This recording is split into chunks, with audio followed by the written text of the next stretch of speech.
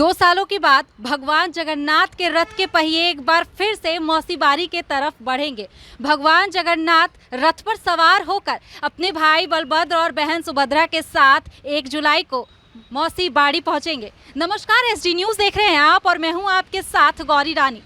Corona की वजह से पिछले 2 सालों से राजधानी रांची में भगवान जगन्नाथ की रथ यात्रा नहीं निकाली जा रही थी, लेकिन कोरोना के कम होते ही सरकार ने भी अब आदेश दे दिए हैं कि धूमधाम से इस बार राजधानी रांची में रथ यात्रा निकाली जाएगी और इसको लेकर तैयारी जोरों पर है। हम इस वक्त रथ पर सवार है। हालांकि 2 दिनों के बाद भगवान जगन्नाथ अपने भाई बलभद्र और बहन सुभद्रा के साथ इसी नए रथ पर सवार होकर मौसी बाड़ी पहुंचेंगे। 1 जुलाई को शाम के 3 बजे भगवान जगन्नाथ इस रथ पर विराजमान हो जाएंगे और महज ½ किलोमीटर की दूरी पर मौसी बाड़ी है, जहां पर भगवान जगन्नाथ जो है वो अपने भाई और बहन के साथ वहां विश्राम करने के लिए जाएंगे। 9 जुलाई तक भगवान जगन्नाथ जो है वो मौसी बाड़ी में रहेंगे। इसको लेकर भव्य तैयारी की जा रही है, मेले लगाए जा रहे हैं, सुरक्षा के भी कड़े इंतजाम किए गए हैं। लेकिन हम आपको रथ की खूबसूरती दिखाते हैं, ये भव्य रथ दिखाते हैं जिसका निर्माण कार्य अब भी जारी है और तमाम रथ में जितनी भी चीज़ें लगी हुई हैं वो सभी चीज़ें जो हैं वो लकड़ी के ही बने हुए हैं। तो इस वक्त आप देखिए रथ पर, ये देखिए तमाम अलग अलग तरह के कलर से यहाँ पर कलर किए जा रहे हैं, सजाए जा रहे हैं। यहाँ पर जिस तरीके से भगवान जगन्नाथ जब जगन्नाथ मंदिर में रहते हैं तो पीछे में जिस तरीके की सजावट होती है, ठीक उसी तरीके की सजावट जो है वो यहाँ देखने को मिल रही है। उड़ीसा से लोग पहुंचे हुए हैं रथ का निर्माण करने के लिए। पिछले कई महीनों से रथ का निर्माण किया जा रहा है। इसी नए रथ पर विराजमान होकर भगवान जगन्नाथ अपने भाई बलभद्र और बहन सुभद्रा के साथ मौसी बाड़ी पहुंचेंगे। हम आपको तस्वीर दिखा रहे हैं। इस वक्त हम राजधानी रांची के जगन्नाथपुर मंदिर के बाहर हैं, सीढ़ियों के नीचे है। यहीं पर रथ जो है वो खड़ी है और इसी रथ पर 1 जुलाई यानी कि 2 दिनों के बाद भगवान जगन्नाथ जो है वो पहुंचेंगे। रंगारंग कार्यक्रम आप देखिए कि यहाँ पर किया जा रहा है, तैयारी की जा रही है, सजाए जा रहे हैं, कलर्स किए जा रहे हैं, भव्य रथ का निर्माण किया जा रहा है। महज 2 दिन रह गए हैं, ऐसे में तैयारी जोरों पर है। हम इनसे जानने की कोशिश करेंगे। काफ़ी सुंदर और आकर्षक आप यहाँ पर डिज़ाइन कर रहे हैं। कहाँ से आप आए हैं? उड़ीसा पुरी से आए हैं। उड़ीसा पुरी से आए हुए जी। हैं। कब से रथ का ये तैयारी कर रहे हैं आप लोग? अभी तो काम कर रहे 10 दिन हो गया है, अभी 1 दिन का बाकी है। आज भी हम सोच रहे हैं कंप्लीट कर देंगे। दिन हो जाएगा तो और बढ़िया हो जाएगा। बाहर मैं देख पा रही हूँ, बाहर में रथ जो है वो कलर हो चुके हैं। हाँ, अंदर की ये थोड़ी काम बाकी है, वो तो काम शुरू हो जाए कंप्लीट अभी। और क्या कुछ इसमें रह गया है करने को? उसके वो रह गया, वो थोड़ा डिजाइन रह गया है, वो साइड पे थोड़ा डिजाइन रह गया, इतना ही बाकी है और कुछ नहीं है, वो काम डिजाइन रह गया। अच्छा, ऊपर जो मैं ये लकड़ी का ये देख रही हूँ, क्या इस पे भी कुछ होना है? नहीं, इसमें कपड़ा डालेंगे, उसमें उस पे कपड़ा डालेंगे, कपड़ा वाला डालेंगे। एक और भैया हैं, उनसे भी बात करते हैं। डिज़ाइन कर रहे हैं, फूल कमल के बना रहे हैं। जय जगन्नाथ, जय जगन्नाथ। क्या तैयारी हो रही है रथ निर्माण को लेकर? आप लोग पूरा लगे हुए हैं जोरों से? जोर से लगे हुए हैं हमारा काम, और हम लोग बहुत मेहनत किए रथ पे काम करने के लिए, बहुत मेहनत किए। और हम उड़ीसा छोड़कर यहाँ पे काम कर रहा हूँ। हमको बहुत आनंद आता है, बहुत खुश लग रहा है कि हम उड़ीसा छोड़कर यहाँ पे भगवान की काम कर रहा हूँ और बहुत मेहनत लगी है वहाँ पे।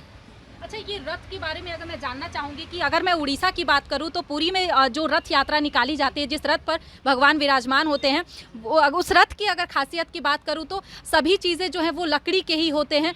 कोई भी मशीन का इस्तेमाल नहीं किया जाता है। इस रथ की अगर हम बात करें तो क्या इस रथ में मशीन का इस्तेमाल किया गया है या सभी चीज़ें जो हैं वो लकड़ी के हैं? लकड़ी में जो भी काम हुआ है सारी लकड़ी का है, लेकिन मशीन भी यूज़ किया है, रांझा मशीन, कटर मशीन सब यूज़ किए हैं कटिंग के लिए। कटिंग के लिए मशीन यूज हुआ है। मतलब जो पुरी में जो रथ होता है जो भगवान जगन्नाथ का, वही उसी के हिसाब से यहाँ पर भी रथ बनाई गई है। तो बिल्कुल आप अगर मैं उड़ीसा की बात करूँ, पुरी में जो रथ यात्रा निकाली जाती है काफ़ी धूमधाम से, पूरे देश में इसको लेकर चर्चा है, पुरी की रथ यात्रा को लेकर के। तो वहीं पुरी के बाद राजधानी रांची में रथ यात्रा जो है वो काफ़ी प्रसिद्ध है। और आप मंदिर देखिए, रथ के पीछे आप देखिए भगवान जगन्नाथ का ये मंदिर आप देख पा रहे होंगे। इसी अभी मंदिर में भगवान जगन्नाथ जो हैं वो अपने भाई बलभद्र और बहन सुभद्रा के साथ विश्राम कर रहे हैं। और जो मेन द्वार है वो बंद है इस वक्त, क्योंकि अब 1 जुलाई को ही भगवान जगन्नाथ जो है वो निकलेंगे, इसी रथ पर विराजमान होंगे और रथ पर विराजमान धूमधाम से भगवान जगन्नाथ की रथ यात्रा निकाली जाएंगी, और जिसमें मुख्य अतिथि के रूप में राज्यपाल रमेश बैस जो कि और उनके साथ मुख्यमंत्री हेमंत सोरेन जो है वो शामिल होंगे। और इसके साथ ही लगभग 1.5 लाख भीड़ होने की संभावना जो है वो जताई जा रही है। इसको लेकर हालांकि कोरोना के जो आंकड़े इस वक्त बढ़े हैं और उसके बाद कम हुए, ऐसे में आपदा प्रबंधन की तरफ से भी कई गाइडलाइन जो है वो जारी की गई है। मास्क अनिवार्य है मेले में, और इसी तरीके से 9 दिनों तक धूमधाम से भगवान जगन्नाथ का पूजा अर्चना किया जाएगा, श्रद्धालु पूजा करेंगे। और इसके साथ ही सुरक्षा के भी इंतजाम काफ़ी किए गए हैं, CCTV लगाई गई हैं, इसके साथ ही ड्रोन कैमरे से भी निगरानी रखी जाएगी। लेकिन हम खास तौर पर ये रथ की खासियत आपको बता रहे थे, जिस रथ पर सवार होकर भगवान जगन्नाथ अपने मौसी बाड़ी पहुँचेंगे। हम आपको रथ के पहिए भी दिखाते हैं, कितने बड़े बड़े पहिए हैं लकड़ी के। ये रथ के पहिए पिछले 2 सालों से रुके हुए थे, लेकिन 2 सालों के बाद ये रथ के पहिए एक बार फिर से चलेंगे और भगवान जगन्नाथ अपने भाई और बहन के साथ मौसी बाड़ी पहुंचेंगे। मंदिर समिति के सदस्य हैं राहुल जी, हमारे साथ जुड़ चुके हैं। राहुल जी, रथ एक तरफ जहां 2 सालों के बाद रौनक है, 2 सालों से जो रथ के पहिए रुके हुए थे वो चलेंगे, और इसी नए रथ पर विराजमान होकर भगवान जगन्नाथ भाई और बहन के साथ मौसी बाड़ी पहुंचेंगे। थोड़ा सा बीच में आ जाइए, थोड़ा सा रथ के बारे में थोड़े बताएंगे कि कैसे ये निर्माण किया जा रहा है अभी और कितना समय लगेगा। कारीगरों ने कहा है कि बस 1 दिन का और समय।